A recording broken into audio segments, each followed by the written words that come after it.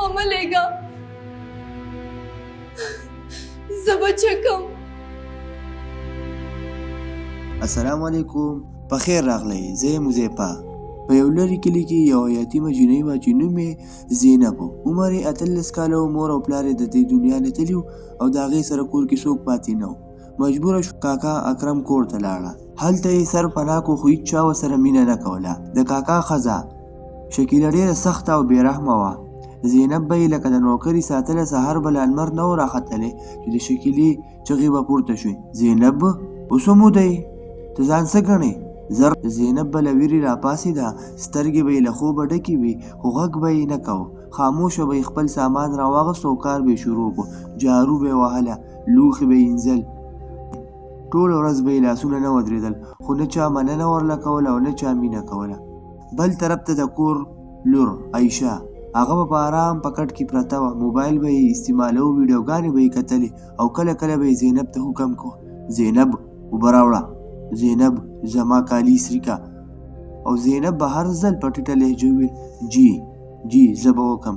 یوه ورځ ماښام و، دروازه وټکېده. شکیله په تیزه ورغله او دروازه یې کولاو کړه. بهر یو ښایسته ځوان ولاړ و. جامې یې زړې وې خو سترګې یې پاکې او باوقاره وې. هغه وویل: د الله په نوم سره راکړئ. شکیلې په سړه لهجه وویل: موږ سره څه نشته. شکیلې وخندل خو دا موسکا عامه موسکا نه وه. هغې وویل: که څه غواړې دا یوسه. زینب چې لکه بجلۍ نیولې: چاچي دا څه وایي؟ مهرباني وکړه داسې مه کوه. خو شکیلې یې لاس ونیو او زور یې ورکړو او دروازه یې په زور وتړله او د زینب اخیری د سرپټین ځای هم ورک شو. بهر زینب ډېر زیات ژړل.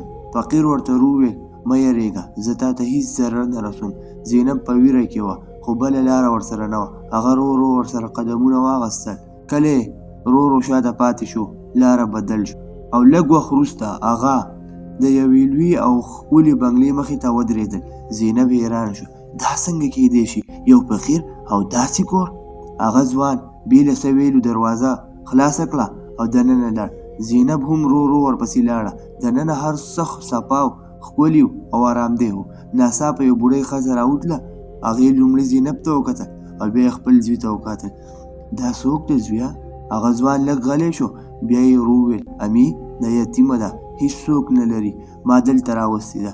بیا هغه بیرته وګرځېد او بې له څه ویلو لاړو. زینب لا هم حیرانه ولاړه وه. بوډۍ ښځې په نرمه لهجه وویل: راځه لورې، مه یېرېږه. هغې زینب ته ورځې تېرېدې. زینب ورو له دې نوي ژوند سره عادت شوه خو یو سوال یې په زړه کې و چې دا فقیر څوک و؟ کله کله راتلو خاموشه او بیرته بتلو. بل طرف ته د شکیلې په کور کې بدلون راغلی و. عایشه واده شوې وه خو خاوند یې ښه انسان نه و. څو ورځې وروسته یې طلاق ورکړو. اکرم چې د زینب تره و، دا غم یې برداشت نه کړو او د دغې د وجې وفات شو. د هغوی سره پیسې ختمې شوې او هغه کور چې کله د غرور ځای و اوس د غربت ځای جوړ شوی دی.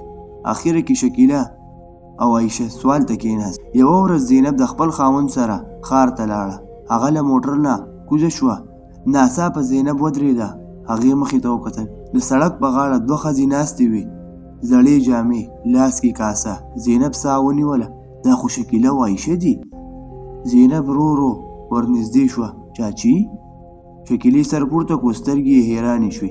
زینب ته ژوندی یې؟ هغې په ژړا وویل: مونږ وبخه، مونږه تېروتي وو. عایشه هم سر ټیټ کلی و. زینب لږ وخت خاموشه وه خو بیا یې په ارامه لهجه وویل: تاسو د بخښنې لایق نه یې خو د الله لپاره در باندې رحم کوم. هغې پیسې ورکړې او بې له شا کتو روانه شوه. وروسته د هغې خپل خاوند ته وکتل. هغه موسکی شو او بیا یې وویل: اوس وخت دی چې حقیقت درته ووایم. زه فقیر نه وم، زه یو پټ اداري افسر یم. دا ټول یو ماموریت و. زینب حیرانه شوه. هغې بیا وویل: او ما ته دلته بې سببه نه یې راوستې. زه غواړم زه تا سره واده وکړم که ته راضي یې. زینب ورو په موسکا شوه. همدغه موسکا د زینب جواب و. د دې کهاني نه موږ ته دا سبق حاصلیږي چې انسان د نورو سره څه کوي هماغه ورسره یوه ورځ خامخا کېږي.